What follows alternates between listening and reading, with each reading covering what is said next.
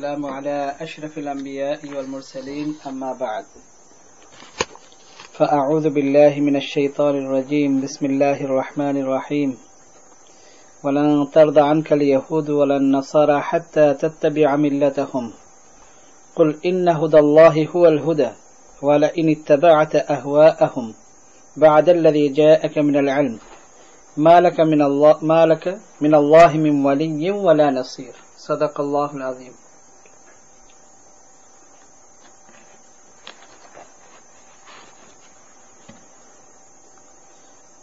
আল্লাহ জাল্লা জালালুহু আম্মা নওয়ালুহু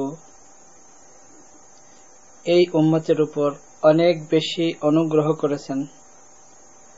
রাসূলুল্লাহ সাল্লাল্লাহু আলাইহি ওয়াসাল্লামের উম্মত হিসেবে এই উম্মতকে আল্লাহ তাআলা দুনিয়াতে পাঠিয়েছেন।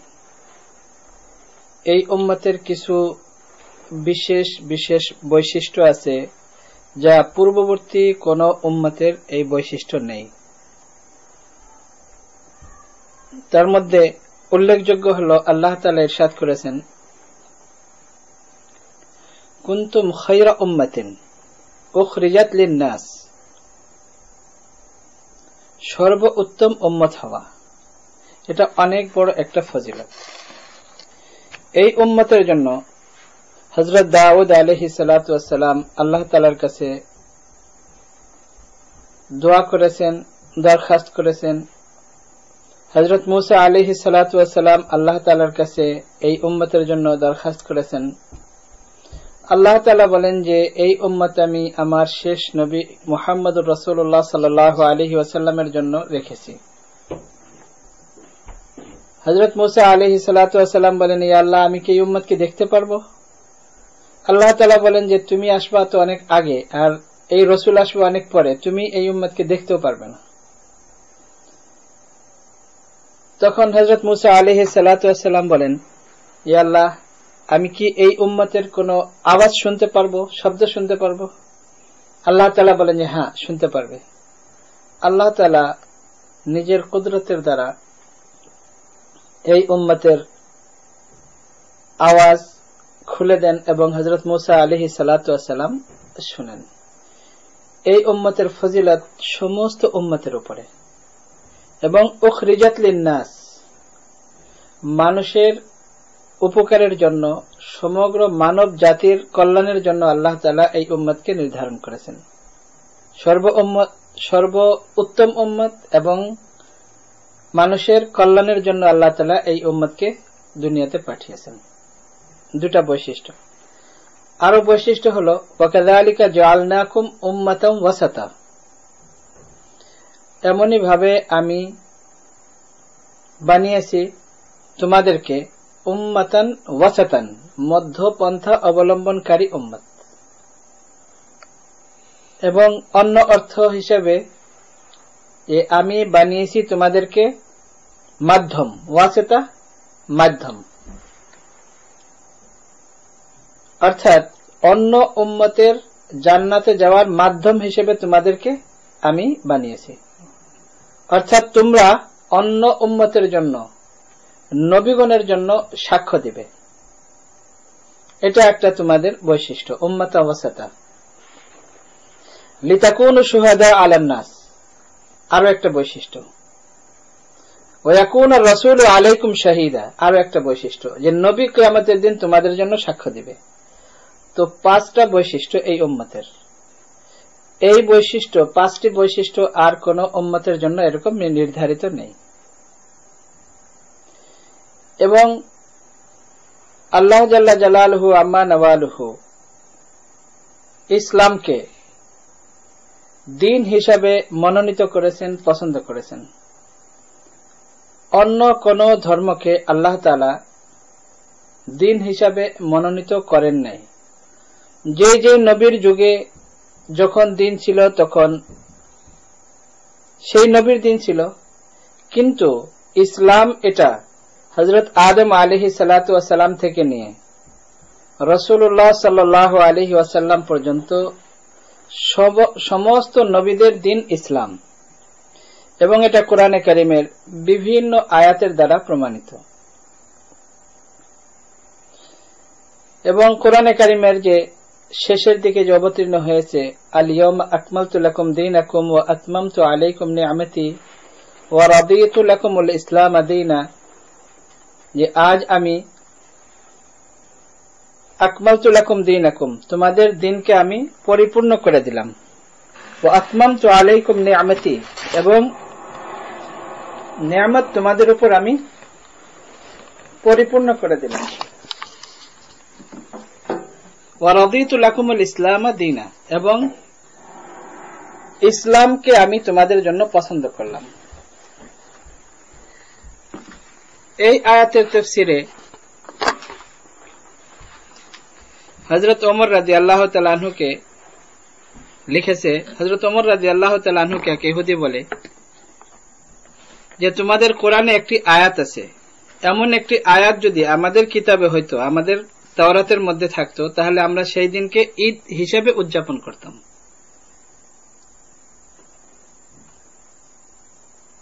হযরত ওমর রাদিয়াল্লাহু তাআলা আনহু বলেন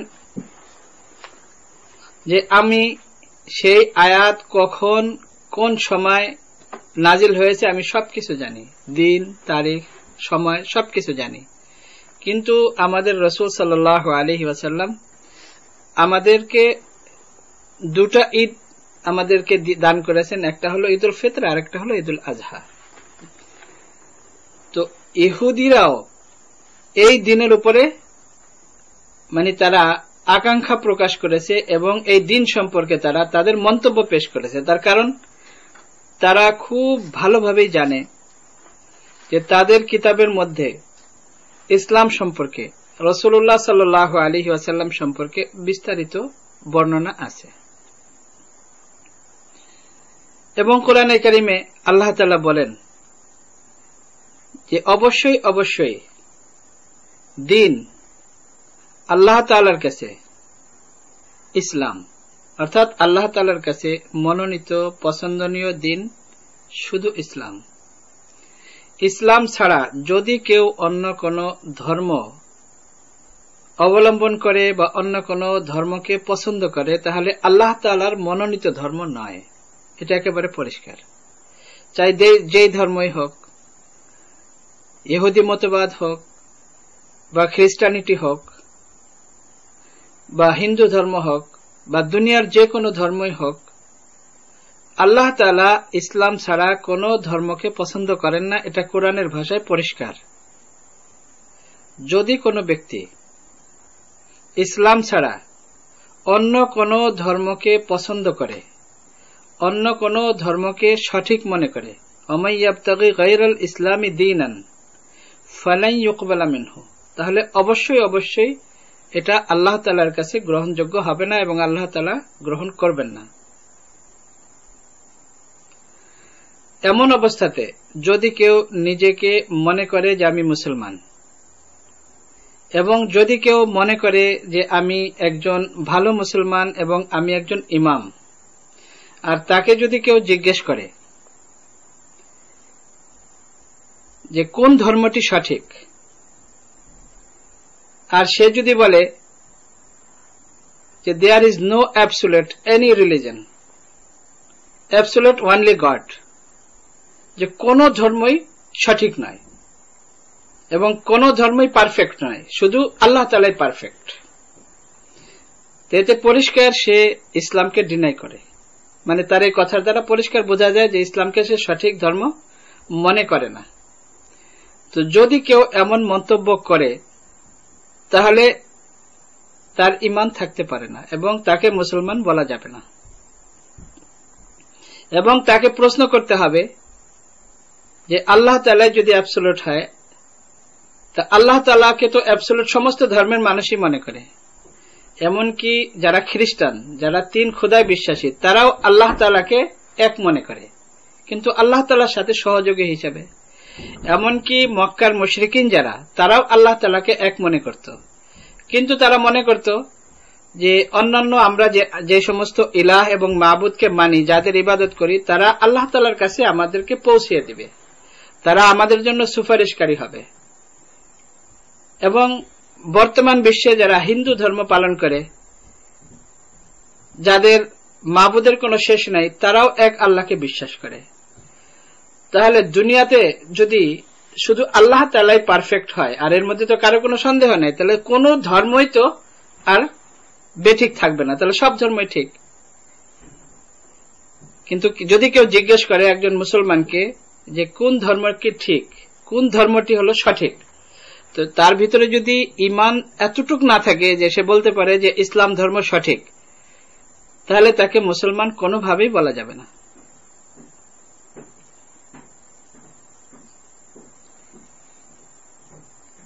তার কারণ এতটুক যদি ইসলাম তার মধ্যে না থাকে এবং কোরআনের প্রতি তার যদি এতটুক ভালোবাসা না থাকে,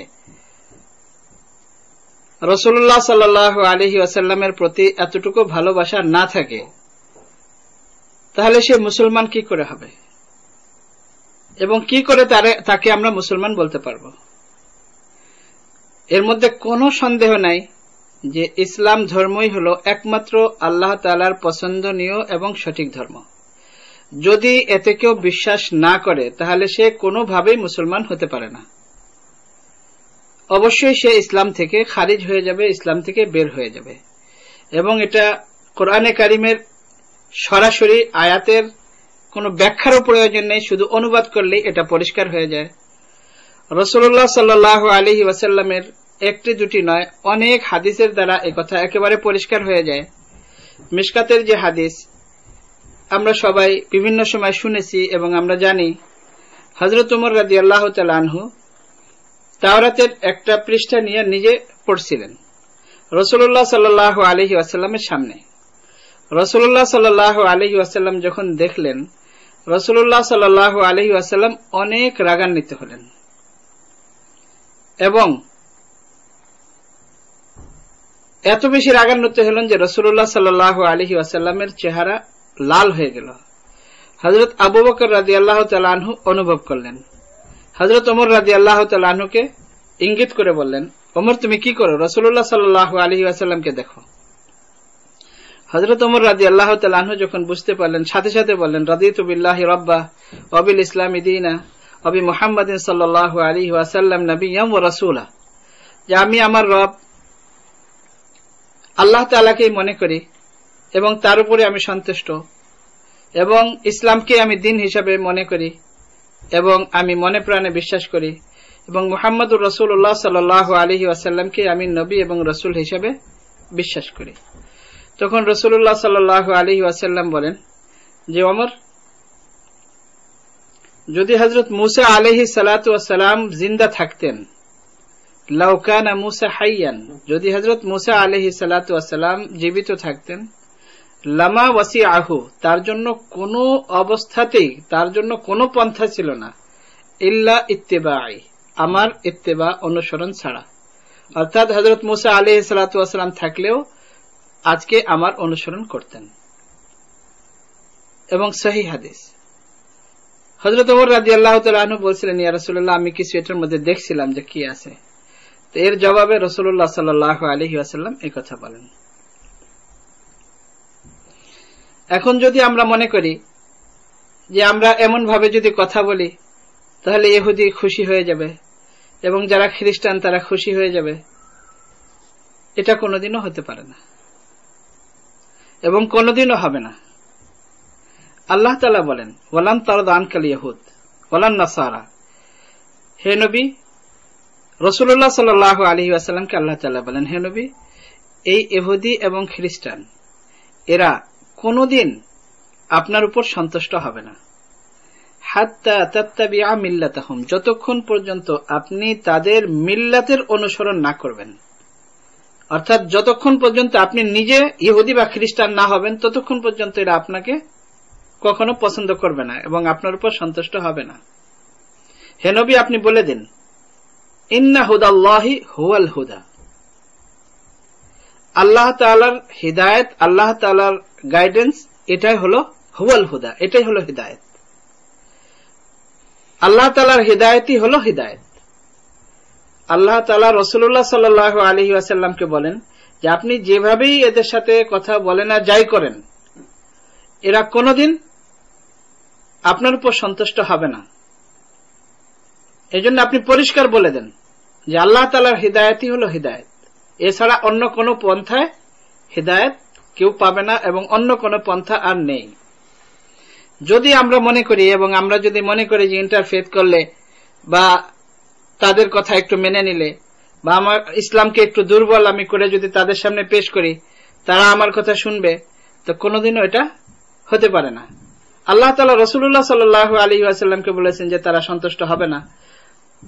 তো আজকে 1400 বছর পরে আমরা যদি এরকম কোন মনোভাব পোষণ করি তাহলে এটা কোরআনের বিরোধিতা হবে এবং কোরআনকে একেবারে সরাসরি কোরআনের একেবারে সরাসরি বিরোধিতা হবে। আল্লাহ তাআলা বলেন ওয়ালা ইন ইত্তাবা'তা আহওয়াআহুম,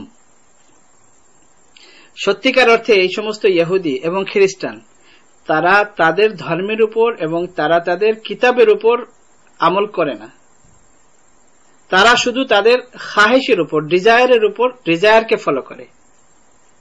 যদি তারা সঠিক হিদায়াতের উপর এবং সঠিক কিতাবের উপর আমল করত তাহলে অবশ্যই আপনার উপর ঈমান আনত।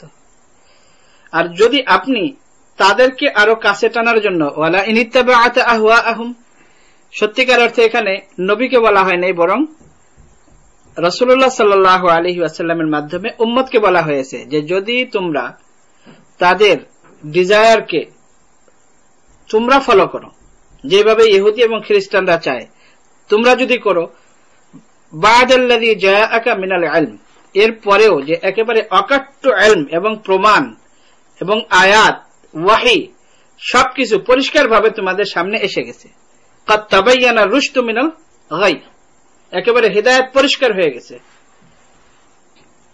মালাকা মিনাল্লাহি মিন ওয়ালিয়্যিন ওয়ালা নাসির, তাহলে আল্লাহ তাআলা ছাড়া তোমাদের সাহায্যকারী এবং আল্লাহ তাআলা ছাড়া তোমাদের কোনো বন্ধু থাকবে না। রাসূলুল্লাহ সাল্লাল্লাহু আলাইহি ওয়াসাল্লামকে বলার অর্থ হলো রাসূলুল্লাহ সাল্লাল্লাহু আলাইহি ওয়াসাল্লামের উম্মতকে বলা।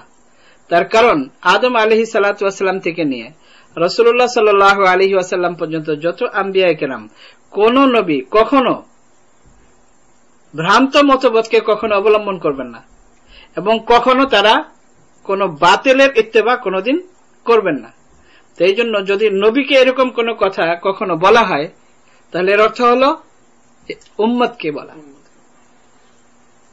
এরপরেও যদি আমরা মনে করি যে আমরা এরকম মনোভাব পোষণ করলে হয়তো আমাদের সাথে সম্পর্ক ভালো হবে, গাঢ় হবে, তাহলে এটা আমাদের বোকামি ছাড়া আর কিছুই নয়। আল্লাহ তাআলা কোরআনে কারিমে বলেন লা ইয়াত্তাখিযুল মুমিনুনাল কাফিরিনা আউলিয়া মিন দুনিল মুমিনিন, মুমিন যারা, লা ইয়াত্তাখিযুল মুমিনুনাল কাফিরিন, কাফির অর্থাৎ যারাই ইসলামকে অস্বীকার করবে, যারাই রাসূলুল্লাহ সাল্লাল্লাহু আলাইহি ওয়াসাল্লামের উপর ঈমান আনবে না, তারা চাই ইহুদি হোক, খ্রিস্টান হোক এবং তারা যে কোনো ধর্মেরই হোক, কাফের শব্দের অর্থই হলো রিজেক্টর, যারা ইসলামকে রিজেক্ট করে অর্থাৎ ইসলামকে অ্যাকসেপ্ট করে না, তারাই কাফের।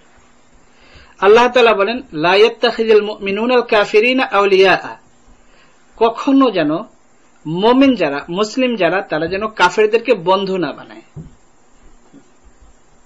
মিন দুনিল মুমিনিন, শুধু মুসলমান যারা, মুমিন যারা, তাদেরকে বন্ধু বানাতে পারবে, এছাড়া অন্য কাউকে বন্ধু বানানো তাদের জন্য জায়েজ নেই। আয়াবতাগুনা ইনদাহুমুল ইজ্জা, তারা তাদেরকে বন্ধু বানানোর অর্থ কি এটা যে তাদের কাছ থেকে এরা সম্মান চায়? ফাইন্নাল ইজ্জাতা লিল্লাহি জামিআ, আসলে তো ইজ্জতের মালিক আল্লাহ তাআলা, ইজ্জত তো আল্লাহ তাআলা দিবেন। তো ইজ্জতের পন্থা যেটা আমি মনে করি সেটা আসলে ইজ্জত নয়, বরং আসল ইজ্জত যেটা এটা হলো আল্লাহ তাআলার পক্ষ থেকে। আল্লাহ তাআলা যদি কাউকে ইজ্জত দেন তাহলে সে ইজ্জত পাবে। আমরা যদি মনে করি যে এদের সাথে আমরা মিলে চললে আমরা ইজ্জত পাবো, তাহলে এটা হবে আমাদের জন্য খুবই বোকামি। এরপর যদি তাদের সাথে আমরা মিলার জন্য নিজের ধর্মকে দুর্বল হিসেবে তাদের সামনে পেশ করি, এর অর্থ যে আমার ঈমান নেই। এবং যদি একজন মুসলমান এবং নিজেকে যে ইমাম দাবি করে, নিজেকে যে একজন ভালো মুসলিম দাবি করে এবং যে মুসলিমদের একজন লিডার মনে করে, এমন কোন ব্যক্তি যদি এমন একটি কথা বলে যেটা একেবারে কোরআনে কারিমের অস্বীকার করা,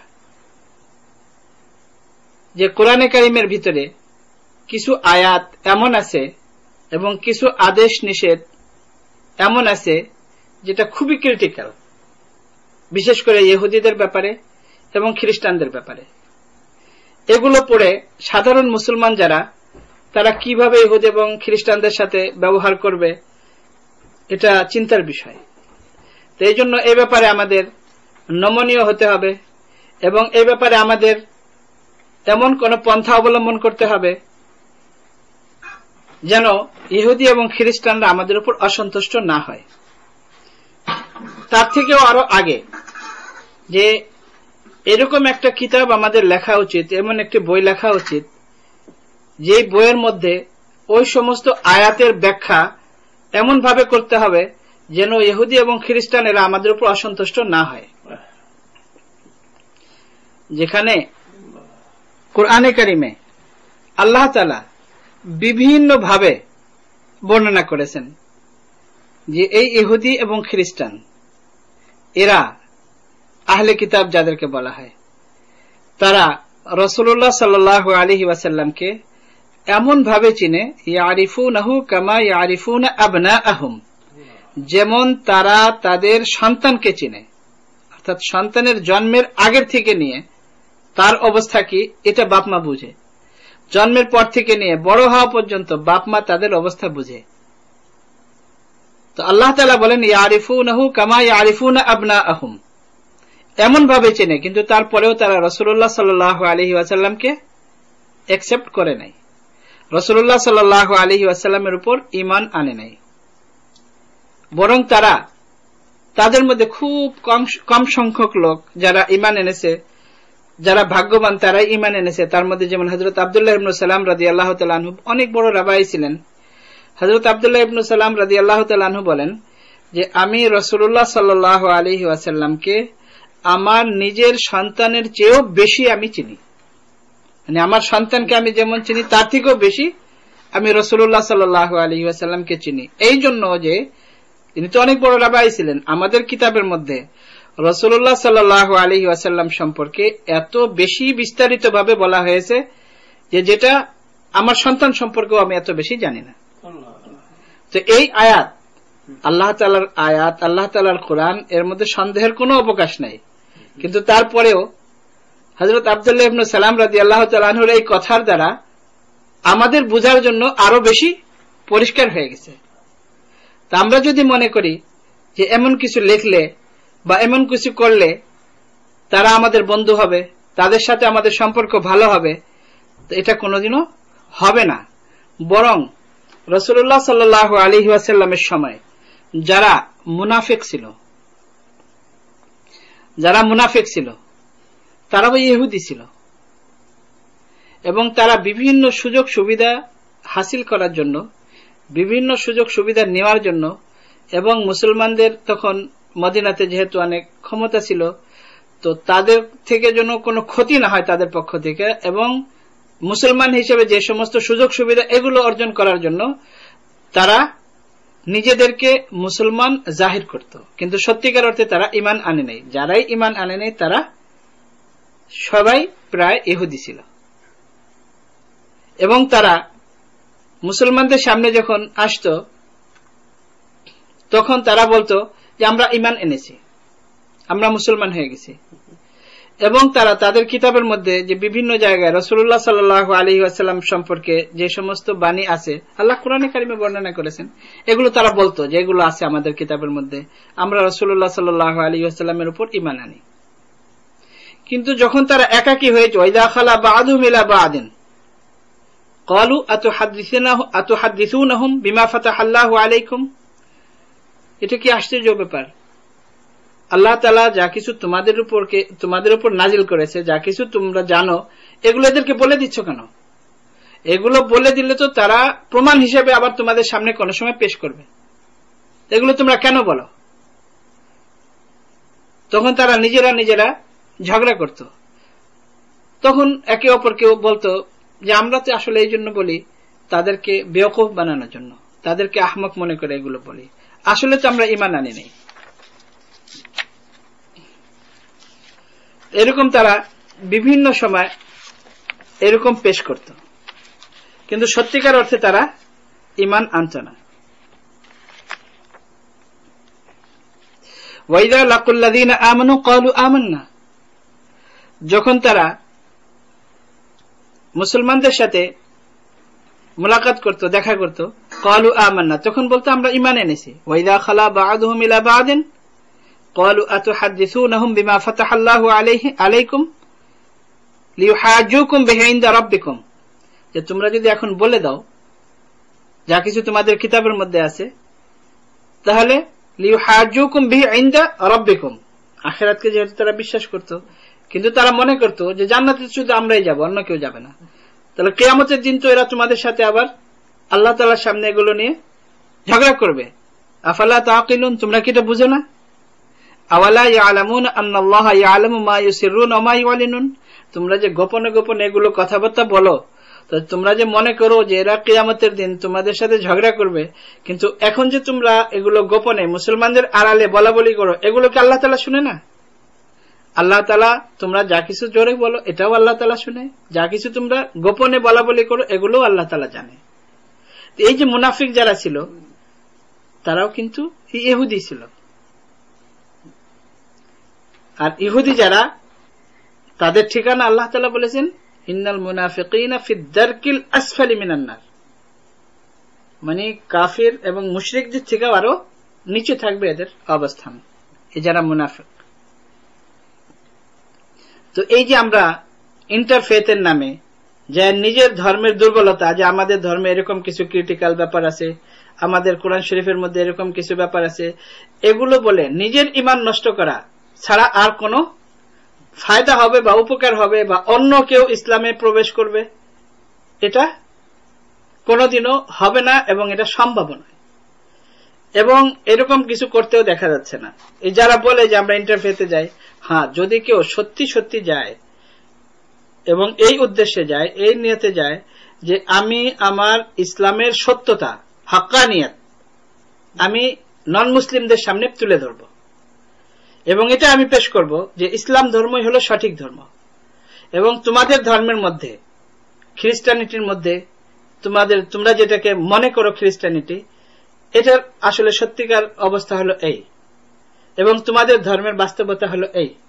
ইহুদিদেরকে বলবে যে দেখো তোমাদের ধর্মের বাস্তবতা হলো এই, এবং তোমাদের ধর্মে তোমরা যে মনে করো ইহুদি, আসলে সত্যিকার অর্থে তোমাদের ধর্ম তো আসলে ইহুদি ধর্ম না,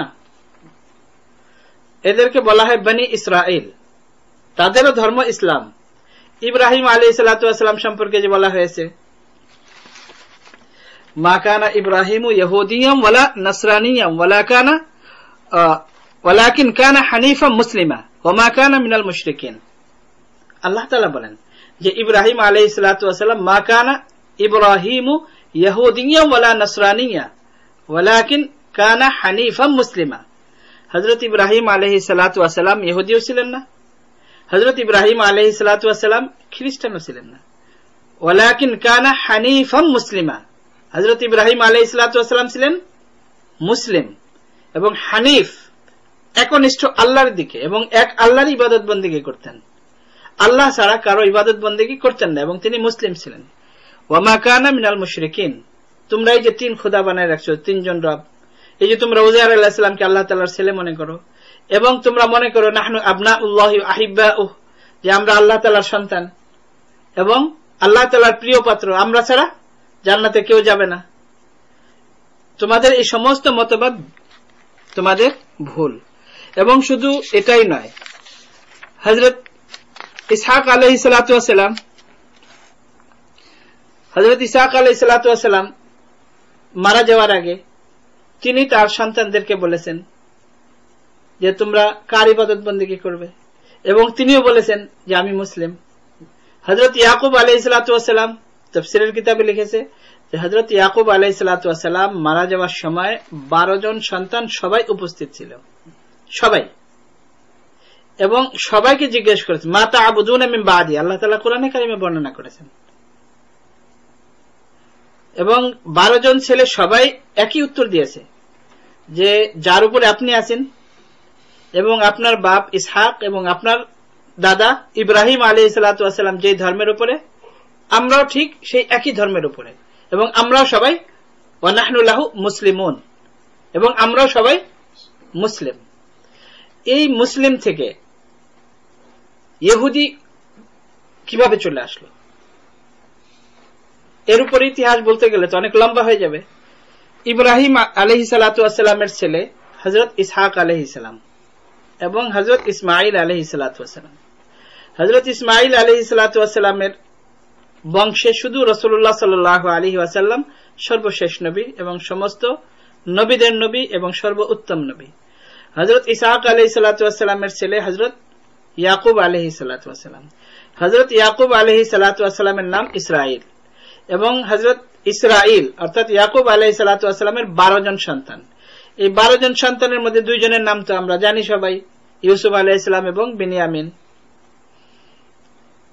ওনার যে আরো 10 জন সন্তান, তার মধ্যে একজনের নাম হলো ইহুদা, একজনের নাম হলো ইহুদা। তো এই ইহুদি ধর্মের, মানে ইহুদি ধর্মের বলতে বনি ইসরাইল যারা, তারা হযরত ইউসুফ আলাইহিসসালাতু ওয়াস সালামের থেকে এদের শুরু হয় মিশরে, অর্থাৎ ইয়াকুব আলাইহিস সালাম মিশরে চলে যান, সেখানে অবস্থান করেন, সেখানেই মারা যান। মারা যাওয়ার পরে হযরত ইউসুফ আলাইহিসসালাতু ওয়াস সালাম মিশরে মারা যান। মারা যাওয়ার পরে প্রায় 400 বছর পর্যন্ত এই বনি ইসরায়েলের রাজত্ব, অর্থাৎ ইয়াকুব আলাইহিস সালামের সন্তানদের রাজত্ব 400 বছর পর্যন্ত মিশরে চলতে থাকে। চলতে চলতে একসময় এমন হয় যে তারা দিন থেকে সরে যায়, বিচ্যুত হয়ে যায়, এবং যখন তারা আস্তে আস্তে আস্তে আস্তে আস্তে দিন থেকে বিচ্যুত হয়ে যায়, তখন তারা ওই ধর্মীয় তাদের যে সিম্বল, যেটা তাদের ধর্মীয় যেটাই ছিল যে আমরা মুসলিম, তার থেকে সরে তারা জাতীয়তাবাদের উপর চলে আসে। তো জাতীয়তাবাদের উপরে আসলে তাদের বলা উচিত যে আমরা বনি ইসরাইল, মানে জাতীয়তাবাদের উপরে আসলেও বনি ইসরাইল বলা উচিত, কিন্তু যেহেতু বনি ইসরাইল বললে এটাও দিনের সাথে লাগে, এই জন্য তারা দিন থেকে সরার জন্য ইয়াকুব আলাইহিসসালাতু ওয়াস সালামের এক সন্তান ইহুদা, ওই ইহুদার দিকে তারা নিজেদেরকে মানে করে, মানে তার নামে নিজেদের নাম রাখে ইহুদা। এটা একেবারেই একটা ধর্মের থেকে সরে যে একটা, এটা হলো জাতীয়তাবাদের উপর, যার সাথে ধর্মের সাথে কোনো সম্পর্ক নেই। তো এই জন্য এই যে ইহুদি যেটা, এটা ধর্মীয় ভাবে এর কোনো মানে সম্মান বা ধর্মীয় ভাবে এর কোনো মান বা এর কোনো কিছু নাই, এটা শুধু একটা জাতীয়তাবাদের উপরে। যদি তারা ধর্মের উপরে থাকতো তাহলে আজকেও তারা নিজেদেরকে মুসলিম বলতো, এবং আজকেও তারা রাসূলুল্লাহ সাল্লাল্লাহু আলাইহি ওয়াসাল্লামের উপর ঈমান আনতো। ওই জাতীয়তাবাদের উপর থাকতে থাকতে থাকতে থাকতে এবং চলতে চলতে 400 বছর পার হওয়ার পরে তাদের উপর ফিরআউনদের শাসন চলে আসে, অর্থাৎ কিপ্তিদের শাসন তাদের উপর চলে আসে। এবং কিপ্তিদের শাসন এমন ভাবে আসে এবং তাদের উপর আযাব হিসাবে আসে যে তারা দিনের থেকে সরে গেছে, এবং ওই আযাব আসতে আসতে আসতে আসতে একসময় এমন হয় এই ফিরআউন তাদের উপর বাদশাহ হয়ে যায়, এবং বাদশাহ হওয়ার পরে যেই বাদশাহ হয়তো তাকে ফিরআউন বলা হতো, তারপরে তাদের উপর এই জুলুম অত্যাচার এত কিছু চলতে থাকে। এরপর হযরত মুসা আলাইহিসসালাতু ওয়াস সালামের দ্বারা আল্লাহ তাআলা তাদেরকে আবার সেই জুলুম অত্যাচারের থেকে মুক্তি দান করে, কিন্তু তারপরেও তারা হযরত মুসা আলাইহিসসালাতু ওয়াস সালামের থাকা অবস্থায়ও তারা গাভীর পূজা শুরু করেছে, কিন্তু তারপরেও তাদের শাস্তি হয়ে গেছে যাই হয়েছে।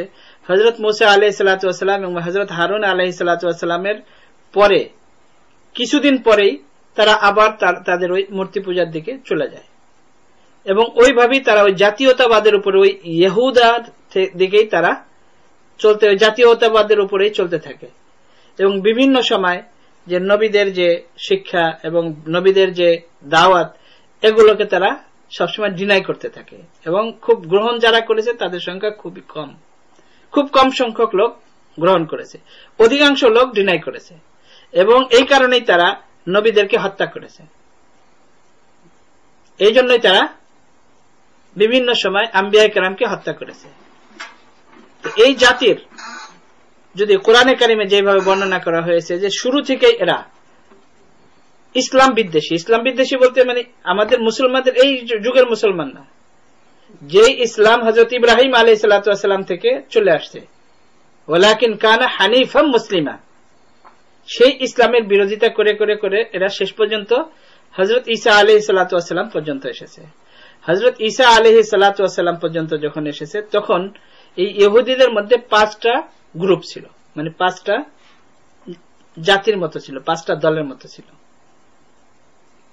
ওই 5টা দলের মধ্যে সবাই প্রায় এরকম ছিল যে ঈসা আলাইহিস সালামকে কেউ অ্যাকসেপ্ট করে নাই, বরং সবাই ওই 5 গ্রুপের যারাই ছিল তারা হযরত ঈসা আলাইহিস সালামকে ডিনাই করেছে। অর্থাৎ হযরত মুসা আলাইহিস সালামের পরে এরা আবার ওই জাতীয়তাবাদের উপর চলে গেছে। হযরত ঈসা আলাইহিস সালামকে আল্লাহ তাআলা পাঠিয়েছেন বনি ইসরায়েলের শেষ নবী হিসেবে এবং হিদায়াতের জন্য। হযরত ঈসা আলাইহিস সালামের উপর তারা বিভিন্নভাবে অপবাদ দিয়ে এবং বিভিন্নভাবে দুর্বল করে হযরত ঈসা আলাইহিস সালামকে তাদের ধারণা অনুযায়ী তারা হত্যা করেছে, যদিও পারে নাই, কিন্তু তারপরেও তাদের দাবি যেহেতু হত্যা করেছে, তাহলে সেই হিসেবে হত্যার গুনাহ তো তাদের অবশ্যই হবে।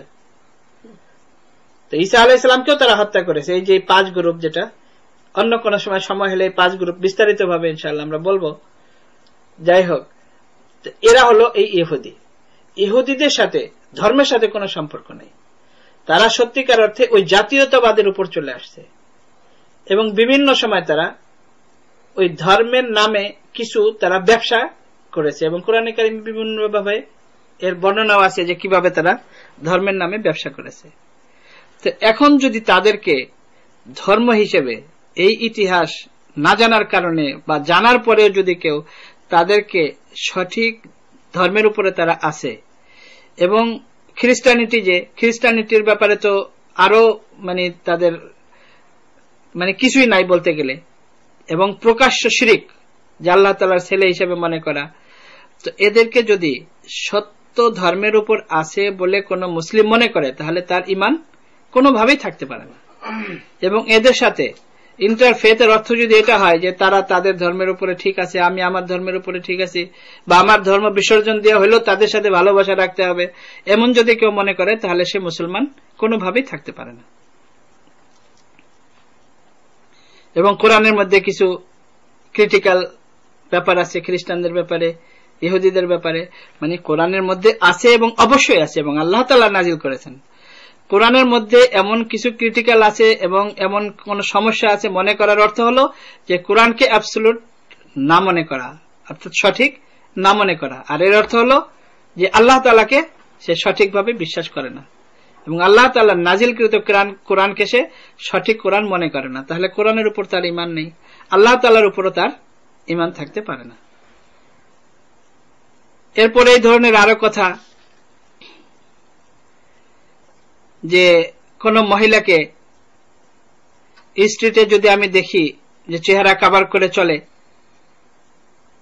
তাহলে আমি খুব নিজেকে আমি লজ্জিত মনে করি এবং আমি এটা মনে করি যে এটা ইসলাম নয়, মানে ইসলাম বিরোধী।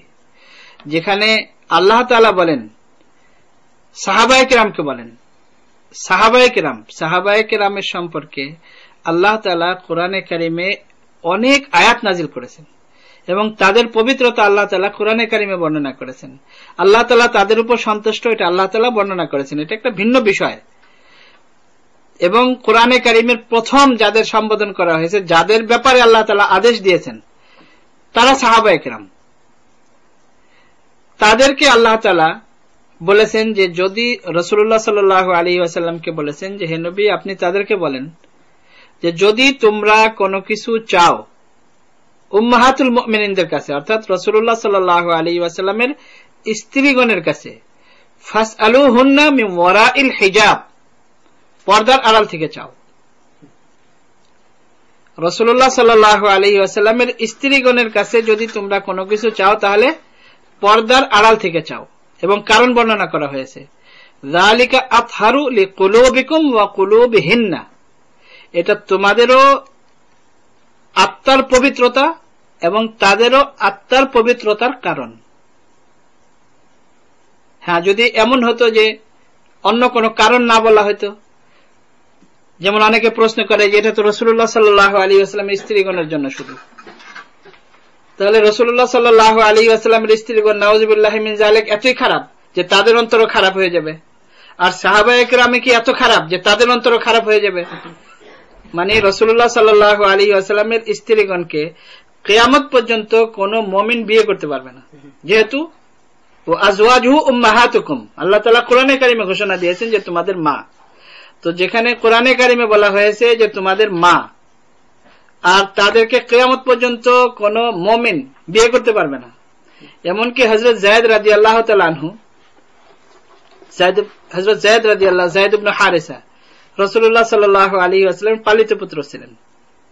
তিনি যখন হযরত যায়েনব রাদিয়াল্লাহু তাআলা আনহাকে বিয়ে করেছিলেন, কিন্তু যখন দুজনের মধ্যে ছাড়াছাড়ি হয়ে গেছে, রাসূলুল্লাহ সাল্লাল্লাহু আলাইহি ওয়াসাল্লাম বিয়ের প্রস্তাব দিয়েছেন। তো বিয়ের প্রস্তাব হযরত যায়েনব রাদিয়াল্লাহু তাআলা আনহার মাধ্যমে পাঠিয়েছেন। হযরত যায়েদ রাদিয়াল্লাহু তাআলা আনহু যখন হযরত যায়েদ রাদিয়াল্লাহু তাআলা আনহুর মাধ্যমে পাঠিয়েছেন, হযরত যায়েদ রাদিয়াল্লাহু তাআলা আনহু এই একটু আগেও যিনি ছিলেন স্ত্রী, এখন রাসূলুল্লাহ সাল্লাল্লাহু আলাইহি ওয়াসাল্লামের স্ত্রী হবেন এই জন্য প্রস্তাব দেওয়ার জন্য যাচ্ছেন, খুবই সম্মানের সাথে এবং মা হিসেবে সম্বোধন করে প্রস্তাব পেশ করেছেন। তো যাদের আত্মা এত শুদ্ধ, এবং আল্লাহ তাআলা কোরআনে কারিমে বলেছেন যে নবীকে পাঠানোই হয়েছে এই জন্য যে ওয়ায়ুযাক্কিকুম ওয়ায়ুযাক্কিহিম, তোমাদের অন্তরকে পবিত্র করার জন্য, সমস্ত গুনাহ থেকে, শিরক থেকে, বিদআত থেকে, সমস্ত খারাপ জিনিসের থেকে, মুনকারাত থেকে। তো নবী যাদের আত্মাকে পবিত্র করেছেন তাদেরকে আল্লাহ তাআলা বলেন যে তুমি তোমাদের মাদের কাছে যদি কোনো কিছু চাও তাহলে মিন ওয়ারাইল হিজাব, এবং এটা তোমাদের অন্তরের পবিত্রতার জন্য এবং তাদের অন্তরের পবিত্রতার জন্য। তো নবীগণের স্ত্রী কি নাউজুবিল্লাহি মিন যালিক এতই খারাপ ছিল আমাদের এই 1400 বছর পরের মহিলাদের থেকে, যে এদের অন্তরের পবিত্রতা আছে কিন্তু তাদের ছিল না? নাউজুবিল্লাহ। সাহাবায়ে কেরামের অন্তরে পবিত্রতা ছিল না, তাদের কুমন্ত্রণা আসবে, আর আমাদের এই যুগের পুরুষদের কুমন্ত্রণা আসবে না। আর যেখানে কোরআনে কারিমে পরিষ্কার বলা হয়েছে ইউদনিনা আলাইহিন্না মিন জালাবিবিহিন্না, সূরা আহজাবের মধ্যে বলা হয়েছে পরিষ্কার যে তারা যেন তাদের চাদর, ইউদনিনা আলাইহিন্না মিন জালাবিবিহিন্না, তাদের চাদরকে তারা যেন এমন ভাবে ঢেলে দেয়। কেমন ভাবে? হযরত আব্দুল্লাহ ইবনে আব্বাস রাদিয়াল্লাহু তাআলা আনহুমা, হযরত আব্দুল্লাহ ইবনে মাসউদ রাদিয়াল্লাহু তাআলা আনহুমা, এটাও একটা ভিন্ন বিষয়, দুজনেই বলেন এই আয়াতের তাফসিরে যে মহিলারা শুধু একটা চোখ এতটুকু এমন ভাবে আবরণ করবে নিজেদেরকে যে একটা চোখ কোন রকম খোলা রাখবে যেন শুধু রাস্তা দেখতে পারে।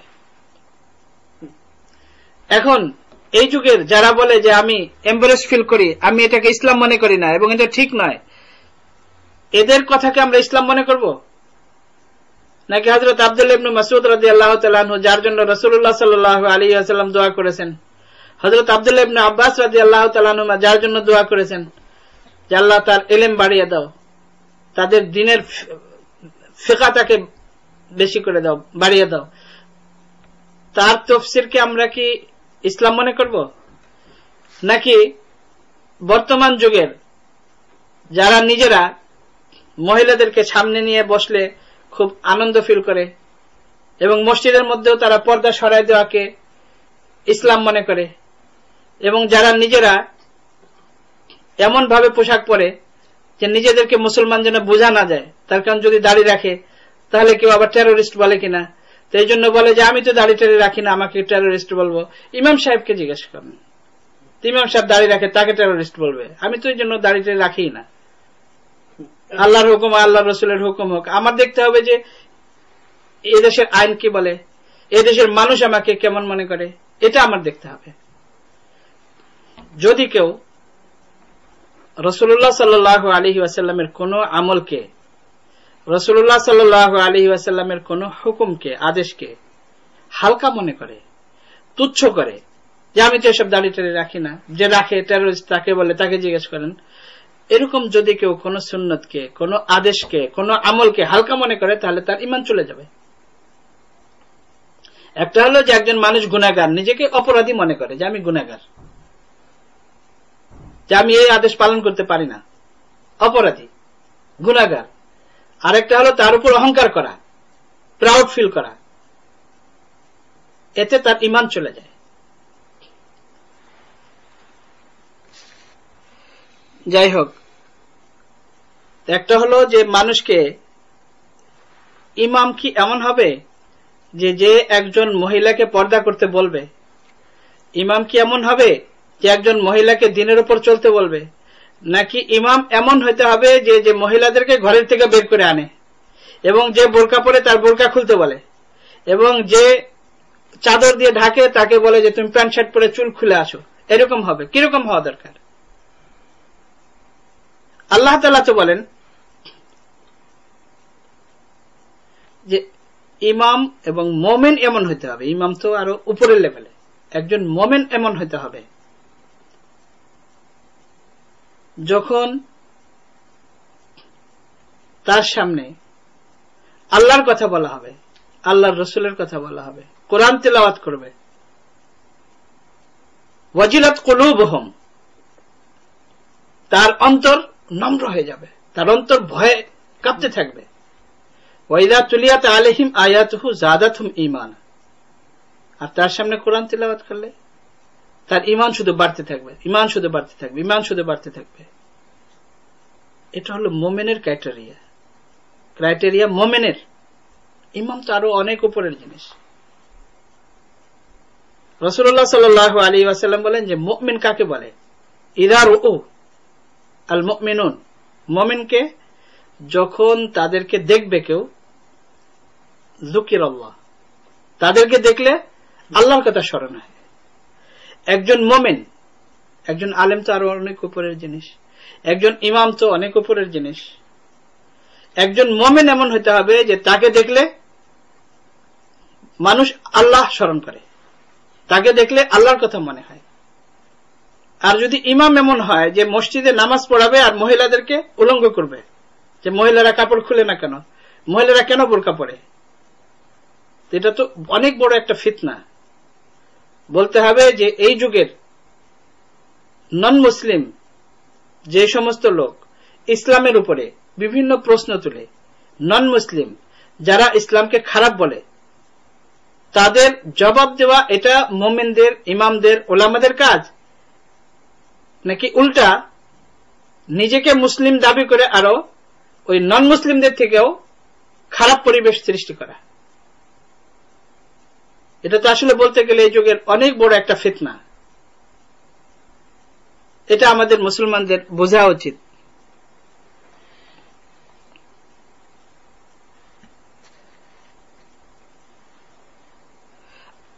আরো বলে যে যদি এইভাবে মহিলাদের পর্দা করতে বলা হয়, মহিলাদেরকে যদি ঘরের মধ্যে থাকতে হয়, আর যদি বোরকা পরে যেতে হয়, তাহলে মহিলারা কিভাবে বাইরে যাবে? মহিলারা কিভাবে মসজিদে আসবে? তো মহিলারা তো মসজিদে আসতে পারবে না। আসলে সত্যিকার অর্থে আমার মনে হয় যে ওই ইমাম সাহেব এবং ওই লিডার সাহেব মহিলাদেরকে উলঙ্গ দেখতে চায়, পর্দা ছাড়া, বোরকা ছাড়া দেখতে চায়। তা না হলে হযরত ওমর রাদিয়াল্লাহু তাআলা আনহু মহিলাদেরকে চাইতেন সবসময় যে তারা যেন মসজিদে না আসে। রাসূলুল্লাহ সাল্লাল্লাহু আলাইহি ওয়াসাল্লাম মহিলাদেরকে উদ্বুদ্ধ করেছেন, অথচ রাসূলুল্লাহ সাল্লাল্লাহু আলাইহি ওয়াসাল্লামকে দেখা সওয়াব, রাসূলুল্লাহ সাল্লাল্লাহু আলাইহি ওয়াসাল্লামের পিছনে নামাজ পড়া সওয়াব, রাসূলুল্লাহ সাল্লাল্লাহু আলাইহি ওয়াসাল্লামের মসজিদে যাওয়া সওয়াব।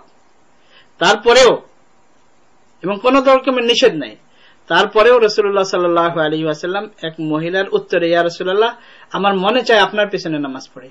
হুজুর সাল্লাল্লাহু আলাইহি ওয়াসাল্লাম বলেন যে আমার পিছনে নামাজ পড়ার চেয়ে তোমার মহল্লার মসজিদে নামাজ পড়ার সওয়াব বেশি তোমার। আসল উদ্দেশ্য মহল্লার মসজিদে নামাজ পড়া নয়, বরং উদ্দেশ্য হলো যে তোমার ঘরের থেকে বাহির হওয়া ঠিক নয়। তোমার মহল্লার মসজিদে থেকে তোমার ঘরে নামাজ পড়া উত্তম। তোমার ঘরে নামাজ পড়া থেকে তোমার ঘরের ভিতরে নামাজ পড়া উত্তম। ঘরের ভিতরে থেকে তোমার ঘরের ভিতরে ছোট রুমের মধ্যে নামাজ পড়া উত্তম। তো রাসূলুল্লাহ সাল্লাল্লাহু আলাইহি ওয়াসাল্লাম তো মহিলাদেরকে ঘরের মধ্যে থাকার জন্য উদ্বুদ্ধ করেন, আর আমাদের ইমামরা মহিলাদেরকে বাইরে নেওয়ার জন্য উদ্বুদ্ধ করেন, যেন এরা আরো বেহায়া হয়, আরো যেন গুনাহ করতে পারে। হ্যাঁ, একটা হলো যে মহিলারা তো, অনেকে বলে যে মহিলারা তো বাইরে এমনিও যায়, মার্কেটে যায়, দোকানে যায়, হ্যাঁ, এরকম মহিলারা যে যায় এটা যে ভালো কাজ তা তো না, যে মহিলারা মার্কেটে যায়, মহিলারা জব করে, মহিলারা এই করে, তো এটাকে আমরা এই জন্য কি বলবো যে এটা খুব প্রশংসনীয় কাজ? হ্যাঁ, মহিলারা যায়, গুনাহ হয়ে গেছে বা হয়ে যায় যে পর্দা মেনটেন করতে পারে না, কিন্তু নিজেকে যদি অপরাধী মনে করে, গুনাহগার মনে করে, তাহলে তার তো তওবার কোনোদিন সুযোগ হবে। কিন্তু যদি এটাকে সঠিক শরীয়ত মনে করে এবং এটাকে ইসলাম মনে করে, তাহলে তো কোনোদিন তওবাও তৌফিক হবে না, তওবারও সুযোগ হবে না।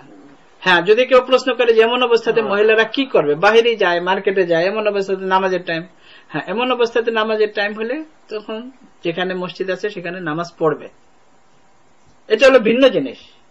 কিন্তু মহিলাদেরকে দাওয়াত দিয়ে উদ্বুদ্ধ করে ঘরের থেকে এনে মসজিদে নামাজ পড়ানো, রাসূলুল্লাহ সাল্লাল্লাহু আলাইহি ওয়াসাল্লাম বলেন যে এটা সওয়াবের কাজ নয়, বরং ঘরে নামাজ পড়া তার জন্য উত্তম।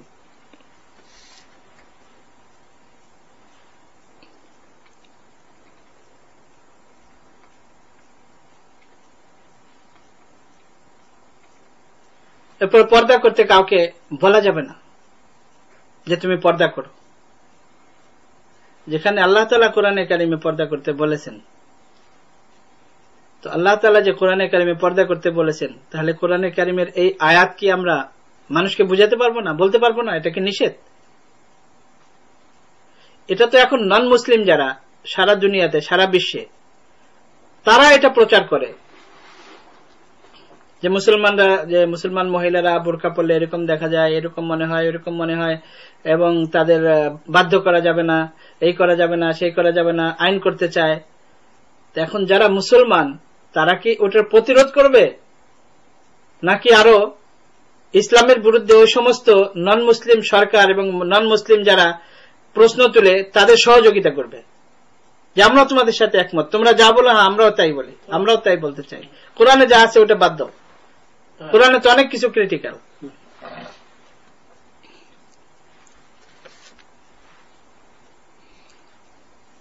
এবং ইমাম সাহেব এমনও বলে যে আমি তো খুব গান বাজনা শুনি, মিউজিক শুনি, এবং আমি খুব পছন্দ করি, কোরআনে এবং হাদিসে কোথাও এই গান বাজনা সম্পর্কে কোথাও নাই। তার কারণ আরবিতে এটাকে বলা হয় মৌসিকি, মিউজিককে মৌসিকি বলা হয়। তো মৌসিকি শব্দ কোরআন এবং হাদিসে কোথাও নেই। অথচ কোরআনে কারিমে ওয়ামিনান নাসি মাইয়াত্তাখিযু লাহওয়াল হাদিস ওয়া ইউদিল্লুন নাস আন সাবিলিল্লাহ মাইয়াশতারি ওয়ামিনান নাসি মাইয়াশতারি লাহওয়াল হাদিস লিইউদিল্লুন নাস আন সাবিলিল্লাহ। এই আয়াতের তাফসিরে অনেক মুফাসসিরিনে কিরাম লিখেছেন যে এখানে গান বাজনার কথা, মিউজিকের কথা এবং বিভিন্ন রকমের এই ধরনের কার্যকলাপ, এগুলোর কথা বলা হয়েছে অধিকাংশ তাফসিরের কিতাবে। এবং এখানে বলা হয়েছে কাব ইবনে আশরাফ, যে ইসলামের অনেক বড় শত্রু ছিল, রাসূলুল্লাহ সাল্লাল্লাহু আলাইহি ওয়াসাল্লাম যখন মক্কায় কোরআনে কারীম তিলাওয়াত করতেন, ওই কোরআনে কারীমের বিরোধিতা করার জন্য সে বিভিন্ন দেশে যাইত। ইরান থেকে সে দাসীদেরকে, বাদীদেরকে, যারা গান গাইত এবং ডান্স করত, এদেরকে কিনে নিয়ে যেত এবং মক্কাতে যে মানুষকে বলতো যে এই সমস্ত মুহাম্মদ সাল্লাল্লাহু আলাইহি ওয়াসাল্লাম এই যা কিছু বলে এগুলো পূর্ব যুগের, পুরানো যুগের সব ঘটনা বলে। তা আমি এই কিতাব কিনে নিয়ে আসছি, দেখো এই কিতাব আমি নিয়ে আসছি, এই বই নিয়ে আসছি আমি ইরান থেকে, এর মধ্যে পূর্ববর্তী যুগের বাদশাদের ঘটনা আছে, এগুলো পড়ে শোনাই তোমাদেরকে। আর এই যে আমি দেখো নর্তকী নিয়ে আসছি তোমাদের সামনে গান গাওয়ার জন্য, নাচার জন্য।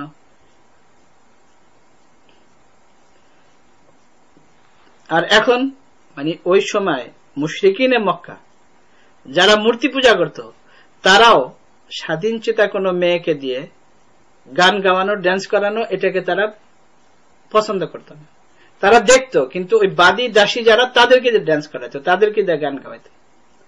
আর আজকে আমরা নিজেরা মুসলমান হয়ে নিজেরা মুসলমান দাবি করি, তারপরেও আবার শুধু এগুলো পছন্দই করি না, বরং নিজেদের মেয়েদেরকে দিয়ে এগুলো করাই, এবং এদেরকে আমরা বলি তারকা। এদেরকে আমরা বলি তারকা, মানে আকাশের নক্ষত্র, এরা নাউযুবিল্লাহি মিন যালিক। জাহান্নামের নক্ষত্র বলা যায় এদেরকে, যদি তারকা বলা যায় জাহান্নামের নক্ষত্র বলা যায়। রাসূলুল্লাহ সাল্লাল্লাহু আলাইহি ওয়াসাল্লাম বলেছেন যে আমার সাহাবায়ে কেরাম আকাশের নক্ষত্র। আর এরা বলে যে এই সমস্ত যারা এই পতিতা মেয়েরা যারা গান গায়, ড্যান্স করে, নাচে এবং মানুষকে গুনার মধ্যে লিপ্ত করে, এদের অন্তর কাঁপে না। যারা এগুলো করায় তারাও মুসলিম, এবং যারা করে তারাও মুসলিম। মানুষকে গুনাহের দিকে ডাকে, তারাও মুসলিম, এবং তারপরেও এরা এটাকে বলে যে এরা হলো তারকা। আর রাসূলুল্লাহ সাল্লাল্লাহু আলাইহি ওয়াসাল্লাম বলেন আমার সাহাবায়ে কেরাম এরা হলো তারকা, আমার সাহাবায়ে কেরাম তারকা। তাদেরকে যদি তোমরা ফলো করো তাহলে তোমরা হিদায়াত পাবে, সঠিক পথে থাকতে পারবে। রাসূলুল্লাহ সাল্লাল্লাহু আলাইহি ওয়াসাল্লাম ইরশাদ করেছেন ইন্নাল গিনা রুকিয়াতুজ জিনা, যে গান বাদ্য যেটা, এটা হলো ব্যভিচার এবং জিনার মন্ত্র। যেরকম কারো উপরে মন্ত্র পড়ে ফু দিলে যেমন তার আর হুঁশ থাকে না, তখন সে যে কোনো গুনার কাজ করতে বাধ্য হয়। তো গান বাজনা হলো, গান বাদ্য সম্পর্কে রাসূলুল্লাহ সাল্লাল্লাহু আলাইহি ওয়াসাল্লাম বলেন যে এটা হলো জিনা এবং ব্যভিচারের মন্ত্র। আর ইমাম সাহেব বলেন যে হাদিসে কিছু নাই। রাসূলুল্লাহ সাল্লাল্লাহু আলাইহি ওয়াসাল্লাম বলেন ইন্নাল গিনা ইউমবিতু ফিল কলবি আন নিফাক, এই গান বাদ্য মানুষের অন্তরে নিফাক পয়দা করে, হিপোক্রেসি পয়দা করে, মুনাফিক হয়ে যায় মানুষ এই গান বাজনার কারণে। প্রত্যেক জিনিসের প্রভাব আছে, এটা আমরা নিজেরাও, আমরা যদি কিভাবে হব, তো সব জিনিসের একটা প্রভাব থাকে। যেমন শীত লাগলে সবারই শীত লাগে, গরম লাগলে সবার গরম লাগে, এবং সব জিনিসেরই একটা প্রভাব থাকে, পরিবেশের প্রভাব থাকে। রাসূলুল্লাহ সাল্লাল্লাহু আলাইহি ওয়াসাল্লাম বলেছেন যে এই গান বাজনা যারা করে, যারা শুনে, তাদের ভিতর মুনাফিকি পয়দা হয়। আল্লাহ রাসূলের কথা অবশ্যই সত্য এবং মিথ্যা হতে পারে না, অবশ্যই তাদের ভিতরে মুনাফিকি পয়দা হবে, এর মধ্যে কোনো সন্দেহ নেই। এর উপরে আরো অনেক হাদিস আছে। রাসূলুল্লাহ সাল্লাল্লাহু আলাইহি ওয়াসাল্লাম বলেন আল জারাসু মাজামিরুশ শায়াতিন, এই যে বেল বাজায় মানুষে, ঝুমঝুমি বাজায়, রাসূলুল্লাহ সাল্লাল্লাহু আলাইহি ওয়াসাল্লাম বলেন এটা হলো শয়তানের বাদ্যযন্ত্র, শয়তানের বাদ্যযন্ত্র এটা। এই যে মূর্তি পূজা যে শুরু হয়েছে, এই মূর্তি পূজাও শয়তান কলে কৌশলে ছলে বলে বিভিন্ন ভাবে মানুষকে মূর্তি পূজা লিপ্ত করেছে। যে এরা হলো নেক লোক, এরা মারা গেছে, এদেরকে তোমরা পছন্দ করো, হ্যাঁ করি, তো কিভাবে এদেরকে তোমরা এই করবা? তো শয়তান বুদ্ধি দিচ্ছে যে এদের একটা ছবি আঁকো, এদেরকে স্মরণ করবা শুধু। তো শুধু ছবি আঁকছে, স্মরণ করছে, কিন্তু আগে ছবি আঁকতো, ওই ছবি মিটা যেত। তো শয়তান বুদ্ধি দিচ্ছে এই ছবি তো মিটা যায়, তোমরা এক কাজ করো, এটা পাথর দিয়ে এটা বানাও, মূর্তি বানাও। তো মূর্তি বানাইছে, তো এখন ওই যারা বানাইছে তারা তো ওই নেক লোকদের মনে করছে স্মরণ করার জন্য, তারা মারা গেছে, তাদের ছেলে সন্তান যখন আসছে তখন ওই বাপ দাদা কি করছে এটা ভুলেও গেছে, তখন তারা মনে করছে এদের শয়তান বুদ্ধি দিচ্ছে এগুলোর ইবাদত করো, এদের ইবাদত করলেই তোমরা ওই পর্যন্ত পৌঁছতে পারবা, আল্লাহ পর্যন্ত পৌঁছতে পারবা। মূর্তি পূজা শুরু হয়ে গেছে, এইভাবে মূর্তি পূজা শুরু হয়েছে।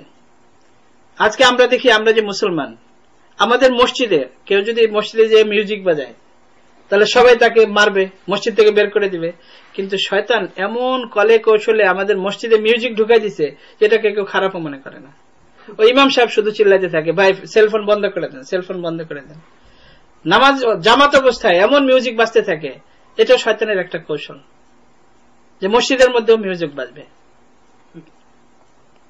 রাসূলুল্লাহ সাল্লাল্লাহু আলাইহি ওয়াসাল্লাম বলেন যে মিউজিক হলো শয়তানের, মানে মিউজিক হলো জিনার মন্ত্র। এখন ইমাম সাহেব বলেন যে না, আমার মিউজিক খুব পছন্দ, খুব মিউজিক ভালো লাগে এবং আমি শুনি, এবং তাকে নাকি বলে কি হিপ ইমাম।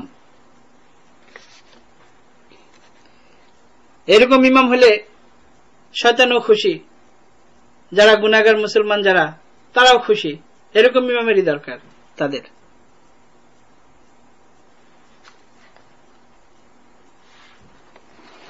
ইমাম সাহেব বলেন যে আমি কি এরকম স্টুপিড নাকি যে আমি ওই 7th সেঞ্চুরির ইসলামকে আমি এখানে ফলো করব?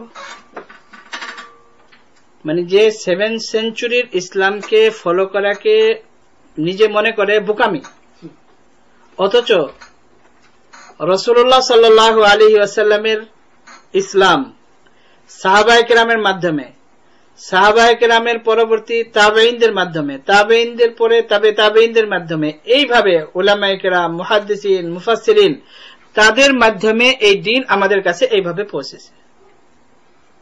এবং ওইভাবে যদি কেউ আমল করে তাহলে সে সঠিক ইসলামের উপর আমল করল। যদি কেউ এর মধ্যে কাটছাট করে, ইসলামকে নিজের পছন্দ মতো করে, যেমন অনেক গ্রুপ, অনেক দল ইসলামের নামে বিভিন্ন রকমের, কাদিয়ানি হোক, শিয়া হোক, বিভিন্ন দল এরকম হয়ে গেছে। পূর্ববর্তী যুগে আরো অনেক ছিল, শিয়া, রাওয়াফিজ, খাওয়ারিজ, মুতাজিলা, আরো অনেক দল, এর অনেক গ্রুপ এরকম, যারা নিজেদের মন গড়া ইসলাম পেশ করেছে। ওই যারা এটা মনে করেছে যে আমরা অনেক বুদ্ধি রাখি, আমরা কি স্টুপিড নাকি, সাহাবাদের ইসলাম, ওই জামানার ইসলাম আমরা এখন ফলো করব? তখন তাদের কাছে উট ছিল, ঘোড়া ছিল, আমাদের কাছে মার্সিডিজ গাড়ি আছে, আমরা এখন বিমানে চড়ে যাই, তাদের ইসলাম আমরা ফলো করব। হ্যাঁ, যদি কেউ ইসলামকে ওইভাবে ফলো করে তাহলেই সে কামিয়াব। যদি কেউ নিজের মন গড়া ইসলাম ফলো করতে চায় তাহলেই সে পথভ্রষ্ট এবং সে ইসলাম থেকে বিচ্যুত। এবং ইমাম সাহেবের দাবি হল যে কেউ যেন ইসলাম বিভিন্ন দেশের থেকে এখানে ইম্পোর্ট না করে। আমরা এখানে আমেরিকান পদ্ধতিতে আমরা এখানে ইসলাম চালাবো, অথচ ইসলাম তো আমাদের এইভাবেই আসছে। উস্তাদ ছাড়া যদি কেউ বলে যে আমার উস্তাদের দরকার নাই এবং আমার এই সনদের দরকার নাই, ইমাম বুখারী রাহমাতুল্লাহ আলাইহি থেকে এই পর্যন্ত আমাদের সনদ যে 22 জন 23 জন, এদের মাধ্যমে আমরা হাদিস এইভাবে পড়েছি।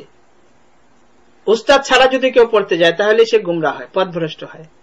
তো যদি কেউ ওই মদিনার ইসলাম, যদি কেউ তার উস্তাদের পক্ষ থেকে যদি কেউ ইসলাম না চায়, যদি মনে করে যে না আমরা আমাদের ওয়েতে এখানে আমরা ইসলাম বানাবো, আমরা এখানে ইসলাম ফলো করব, এখানের হিসেবে করব, শুধু তাই নয়, ওই লিডার সাহেবের দাবি হলো যে এটা হলো আমেরিকা, আমেরিকা হলো সারা দুনিয়ার ক্যাপিটাল, সারা দুনিয়ার মধ্যে সবচেয়ে শক্তিশালী দেশ, আর নিউ ইয়র্ক হলো এটা বাণিজ্যিক কেন্দ্র সারা দুনিয়ার।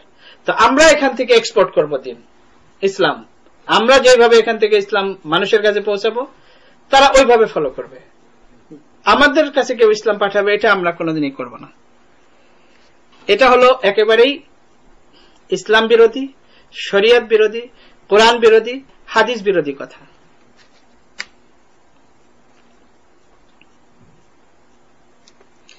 ইমাম সাহেব বলেন যে আমার এক আইরিশ বন্ধু, আমার নেভার ছিল, তো সে আমার ফ্যামিলিকে দাওয়াত করেছে, আমি আমার বাসায় তাকে দাওয়াত করেছি। একদিন তার সাথে বসে আমরা এমন ভাবে কথা বলছিলাম যে আমি ভুলে গেছি যে আমি মুসলিম এবং সেও ভুলে গেছে যে সে খ্রিস্টান। তো যদি কেউ গল্প করতে করতে একেবারে এইভাবে ইসলাম থেকে সরে যায় যে আমি ভুলে গেছি আমি মুসলিম, তাহলে তো সে নিজেই বলছে সে মুসলিম না। তো সে তো নিজেই বলে যে আমার ইসলাম নাই, এখন আমি ইসলাম থেকে বের হয়ে গেছি। যদি কেউ নিজেই ঘোষণা দেয় যে আমি এখন মুসলিম নাই, আমি এখন ইসলাম থেকে বের হয়ে গেছি, তাহলে আমরা জোর করে তাকে কিভাবে মুসলিম বলবো, কিভাবে জোর করে মুসলিম বানাবো? আমরা তো জোর করে তাকে বানাতে পারি না মুসলিম। সে নিজেই যখন বলে যে আমি তখন আর ইসলাম মুসলিম নাই।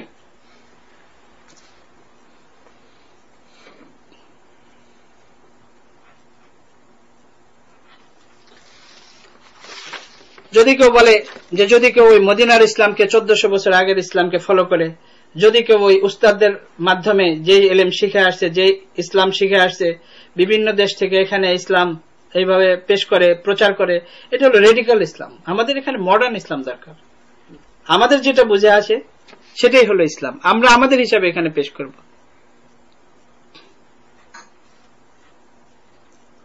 এবং ইমাম সাহেব বলেন যে যদি কেউ ইসলাম ত্যাগ করতে চায়, অন্য যে কোনো ধর্মে চলে যায়, তো এটা ইসলামে কোনো অপরাধ নয়। অথচ আল্লাহ তাআলা বলেন এবং দলিল হিসেবে পেশ করেন লা ইকরাহা ফিদ্দিন, অথচ আল্লাহ তাআলা বলেন লা ইকরাহা ফিদ্দিন ক্বাদ তাবায়্যানা রুশদু মিনাল গাই ফামান ইয়াকফুর বিত-তাগুতি ওয়া ইউমিন বিল্লাহ ফাকাদ ইসতামসাকা বিল উরওয়াতিল উসকা লা ইনফিসামা লাহা। যে লা ইকরাহা ফিদ্দিন হলো দ্বীনের ব্যাপারে কাউকে জবরদস্তি করে কাউকে আমি ইসলাম মুসলিম বানাবো না। আসলে সত্যিকার অর্থে তো যে মুসলিম সাহাবায়ে কেরাম চীন গিয়েছেন, তারা ভাষাও জানতেন না, তারা ব্যবসা করতে গিয়েছেন, তাদের ব্যবসার লেনদেন ভাষাও জানা নাই, কোনো কিছু জানা নাই, তাদেরকে দেখে হাজার হাজার লোক ইসলাম গ্রহণ করেছে। তাদের লেনদেন, তাদের শুধু দেখে, কথাও জানে না, কথাও বুঝে না। এটা হলো ইসলাম। ইসলাম একজন মুসলমান, ইসলাম কিভাবে আমরা প্রকাশ করব? ইসলাম তো আসলে আমাদের দ্বারাই প্রকাশ হবে। এই জন্য অনেক আরব মাশায়েখ বলেন যে ইসলাম ইম্মা ফিল কুতুব ওয়া ইম্মা ফিল কুবুর। ইসলাম হয়তো কিতাবের মধ্যে আছে অথবা কবরের মধ্যে আছে। আজকে দুনিয়াতে আমরা যারা আছি আসলে সত্যিকার অর্থে আমাদের মধ্যে ইসলাম নাই। যদি আজকে আমাদের মধ্যে ইসলাম থাকতো তাহলে ইসলামের সৌন্দর্য দেখে মানুষ ইসলাম গ্রহণ করত। বরং মুফতি জাইনুল আবেদিন সাহেব রহমতুল্লাহ আলাইহি, যিনি তাবলীগের বহুত বড় আলেম ছিলেন, মাওলানা ইলিয়াস সাহেব রহমতুল্লাহ আলাইহির খাস শাগির্দ ছিলেন, তিনি বলতেন যে আজকে আমরা মানুষ যে ইসলামের দিকে আসবে, মুসলিম হবে, ইসলাম গ্রহণ করবে, মানুষের ইসলাম গ্রহণ করার জন্য আমরা বাধা হয়ে আছি। মানুষ ইসলামের ভিতরে ঢুকতে চায়, গেটের মধ্যে আমরা দাঁড়ায় আছি মুসলিম, আমরা মানুষকে ঢুকতে দিচ্ছি না। মুফতি জাইনুল আবেদিন সাহেব রহমতুল্লাহ আলাইহি খুব সুন্দরভাবে বলতেন এবং অনেক বলতেন। মাওলানা ইলিয়াস সাহেব রহমতুল্লাহ আলাইহির খাস শাগির্দ ছিলেন, অনেক বড় আলেম ছিলেন। বলতেন যে ইসলামের গেটে আমরা দাঁড়ায় আছি মুসলিমরা, আমরা মানুষকে ইসলামে ঢুকতে দিচ্ছি না। যদি আমরা ওই রাস্তা যদি ছেড়ে দেই তাহলে সব মানুষ ইসলামে ঢুকে যাবে। আজকে মানুষ আমাদের কারণে ইসলাম গ্রহণ করে না। তখন এমন কোন খারাপ কাজ, এমন কোন জঘন্য কাজ আমরা মুসলিমরা নাই যে করি না। অথচ ইসলাম এমন একটা ধর্ম যে সে তার প্রতিবেশী, চাই মুসলিম হোক নন মুসলিম হোক, প্রতিবেশীর হক সমানভাবে আদায় করবে। এমনকি আল্লাহ তাআলা কোরআনে কারিমে বলেছেন ওয়াসাহিবি বিল জাম, শুধু প্রতিবেশী যে বাসার সাথে বাসা সে প্রতিবেশী নয়, গাড়িতে এক জায়গায় বসেছে, পাশে বসেছে, তারও হক আছে।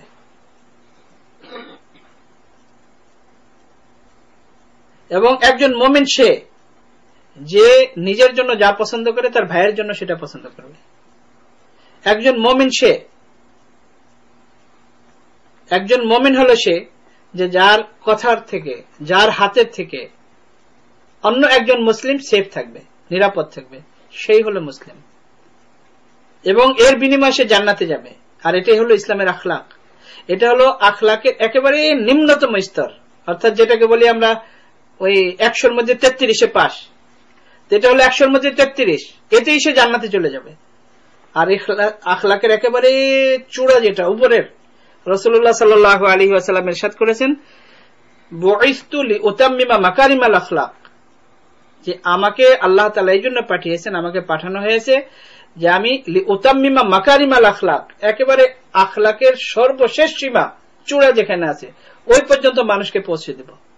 আদম আলাইহিস সালাতু ওয়াসসালাম থেকে নিয়ে রাসূলুল্লাহ সাল্লাল্লাহু আলাইহি ওয়াসাল্লাম পর্যন্ত এবং রাসূলুল্লাহ সাল্লাল্লাহু আলাইহি ওয়াসাল্লামের পরে কিয়ামত পর্যন্ত এরকম আখলাক আর দুনিয়াতে কেউ পেশ করতে পারে নাই, পারবে না। এমন আখলাক আমি শেখানোর জন্য দুনিয়াতে এসেছি। যে আখলাকের শিক্ষা হযরত আদম আলাইহিস সালাম থেকে শুরু হয়েছে, রাসূলুল্লাহ সাল্লাল্লাহু আলাইহি ওয়াসাল্লামের উপর এসে সেই শিক্ষা পরিপূর্ণ হয়ে গেছে। আজকে আমাদের মধ্যে এই আখলাক নাই, আমাদের মধ্যে ব্যবহার নাই।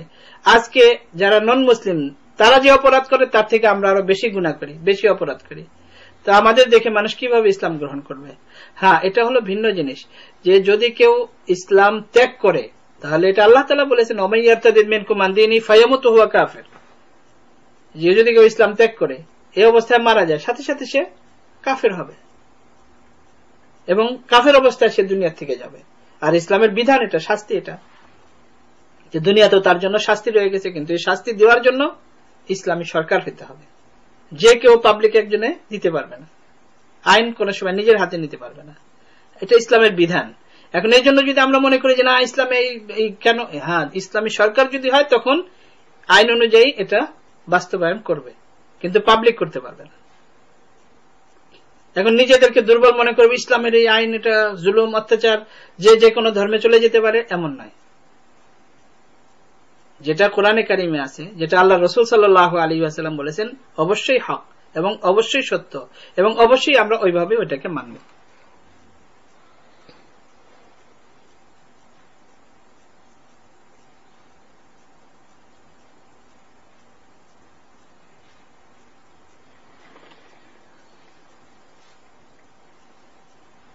এখন আমি এই যে সমস্ত ঘটনা, যে আমি এগ্রি করি আর না করি, আমি এগ্রি করি না যে মহিলারা পর্দা করুক, আমি এগ্রি করি না যে মহিলারা পর্দা করে বোরকা পরে স্ট্রিটে হাঁটুক, আমি এগ্রি করি আর না করি, আমার মতো কোটি কোটি মুনাফিক, আমার মতো কোটি কোটি ইমাম নামধারী মুনাফিক ফাসিক, আমি এগ্রি করি আর না করি, আল্লাহ তাআলার আদেশ, আল্লাহর রসুলের আদেশ, ইসলামের আদেশ, এবং এটা ইসলামের মাসাইল উলামায়ে কেরাম কিয়ামত পর্যন্ত বয়ান করবে। এই জন্য যদি কেউ তাকে রেডিক্যাল ইসলাম বলে, বা কেউ যদি তার ন্যারো মাইন্ডেড বলে বা কিছু বলে, বলবে, এতে আমাদের কোনো কিছু নাই, কোনো কিছু বলার নাই। কোরআনের বর্ণনা, হাদিসের বর্ণনা দেওয়ার পরে, রাসূলুল্লাহ সাল্লাল্লাহু আলাইহি ওয়াসাল্লামের আদেশ বলার পরে যদি কেউ দুনিয়াতে আমাদেরকে বলে যে রেডিক্যাল ইসলাম, যদি কেউ বলে যে ন্যারো মাইন্ডেড, যদি কেউ বলে যে সংকীর্ণ মানা, বলুক, কিন্তু একজন মুমিন হিসেবে ইসলামের উপর আমল করা প্রতিটি মুসলমানের জন্য জরুরি এবং প্রতিটি মুসলমানের জন্য ফরজ। হ্যাঁ, নিজের দুর্বলতার কারণে, নিজের গুনাহের কারণে, নিজের অপরাধের কারণে যদি কেউ করতে না পারে, ইমানের দুর্বলতার কারণে, তো কমপক্ষে নিজেকে অপরাধী মনে করে যে আমি পারি না, এটা আমার অপরাধ, আমি পারি না, এটা আমার দুর্বলতা।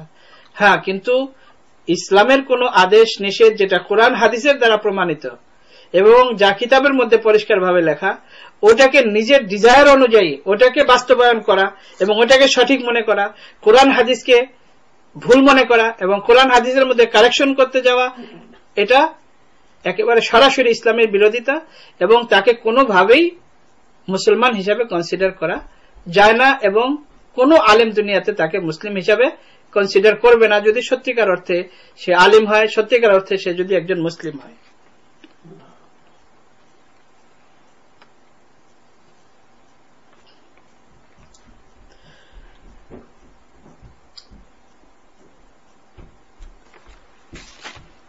হ্যাঁ, আমরা এই দেশে বাস করি, মুসলমান যে দেশেই যাক, মুসলমানদের একটা নিজস্ব কালচার আছে, এবং মুসলমান ইসলামের ভিতরেই হলো শান্তি, ইসলাম শব্দের অর্থ হলো শান্তি। তো মুসলমান যেখানেই যাবে তার প্রতিবেশী তার থেকে শান্তি পাবে, মুসলমান যেখানেই যাবে পুরা এলাকার লোক তার থেকে শান্তি পাবে, মুসলমান যেখানেই যাবে পুরা কমিউনিটি তার দ্বারা শান্তি পাবে, মুসলমান যে দেশে যাবে সেই দেশ শান্তি পাবে। আর এর উদাহরণ অনেক। আবিসিনিয়াতে যখন হযরত জাফর তাইয়ার রাদিয়াল্লাহু তাআলা আনহু সাহাবায়ে কেরাম গিয়েছেন, নাজাশী তখন বাদশা ছিল, সে খ্রিস্টান ছিল। তো যখন আবু সুফিয়ান এবং মক্কার মুশরিক বড় বড় লিডার, তারা যখন যে বলছে যে এরা আমাদেরই ছেলে সন্তান, এরা বিভ্রান্ত হয়ে গেছে আমাদের দিন থেকে, এদেরকে আমাদের কাছে ফেরত পাঠিয়ে দেন, নাজাশী তখন তাদেরকে ডেকেছে। ডাকার পরে হযরত জাফর রাদিয়াল্লাহু তাআলা আনহু যখন তাকে কোরআনে কারীম পড়ে শুনিয়েছেন যে হযরত ঈসা আলাইহিস সালাতু ওয়াস সালাম সম্পর্কে আমাদের এটা হলো আকীদা, কোরআনে কারীমে এটা বলে, আমরা এটা বিশ্বাস করি, তখন নাজাশী এবং নাজাশীর সাথে যত ওই সময় বড় বড় পাদ্রী ছিল, সবাই কেউ নিজের কান্না ধরে রাখতে পারে নাই, এবং নাজাশী বলতেছিল, হ্যাঁ তোমরা যা বলে এটাই ঠিক, তোমরা যা বলে এটাই ঠিক, আমরাও ঈসা আলাইহিস সালাম সম্পর্কে এমনই ধারণা রাখি এবং এমনই আমাদের কিতাবে আছে যেটা তোমরা বলো। তা আজকে যদি আমরা সারা দুনিয়ার মুসলমান, আমরা যদি কোরআনের দাওয়াত এবং কোরআনের বাণী, রাসূলুল্লাহ সাল্লাল্লাহু আলাইহি ওয়াসাল্লামের দাওয়াত, রাসূলুল্লাহ সাল্লাল্লাহু আলাইহি ওয়াসাল্লামের জীবনী যদি আমরা সারা দুনিয়াতে মানুষের কাছে পৌঁছে দিতে পারি, এবং সত্যিকার অর্থে প্রতিটি মুসলিম আমরা অ্যাম্বাসেডর রাসূলুল্লাহ সাল্লাল্লাহু আলাইহি ওয়াসাল্লামের পক্ষ থেকে, আল্লাহ তাআলার আদেশে রাসূলুল্লাহ সাল্লাল্লাহু আলাইহি ওয়াসাল্লামের পক্ষ থেকে প্রতিটি মুসলমান রাসূলুল্লাহ সাল্লাল্লাহু আলাইহি ওয়াসাল্লামের প্রতিনিধি, প্রতিটি মুসলমান রাসূলুল্লাহ সাল্লাল্লাহু আলাইহি ওয়াসাল্লামের পক্ষ থেকে দূত, অ্যাম্বাসেডর, যদি আমরা আমাদের সেই দায়িত্ব যথাযথভাবে পুরোপুরিভাবে পালন করি, অবশ্যই অবশ্যই আল্লাহ তাআলার কাছে আমরা আশা করি, এবং অবশ্যই আমরা এরকম মনে করব যে সারা দুনিয়ার মানুষ মুসলমানদের যারাই শান্তি পাবে, এবং মুসলমানদের সাথেই তারা নিজেরা ইচ্ছা করে বন্ধুত্ব করতে চাবে এবং তারা ইসলাম গ্রহণ করবে। আল্লাহ তাআলা আমাদের সবাইকে সঠিক দিন সঠিকভাবে বোঝার তৌফিক দান করুন। এবং এই সমস্ত যারা বিভিন্ন নামে নিজেদেরকে ইমাম, লিডার, বিভিন্ন ধরনের কমিউনিটি লিডার বা এই বিভিন্ন নামে যারা নিজেদেরকে দাবি করে এবং মুসলমানদেরকে বিভ্রান্ত করার চেষ্টা করে এবং মুসলমানদের ঐক্যকে বিনষ্ট করে এবং মুসলমানদেরকে এবং ইসলামকে নন মুসলিমদের সামনে হেয় প্রতিপন্ন করে, আল্লাহ তাআলা তাদের ফিতনা থেকে এই উম্মতকে হেফাজত করে। আখিরু দাওয়ানা আলহামদুলিল্লাহি রাব্বিল আলামিন।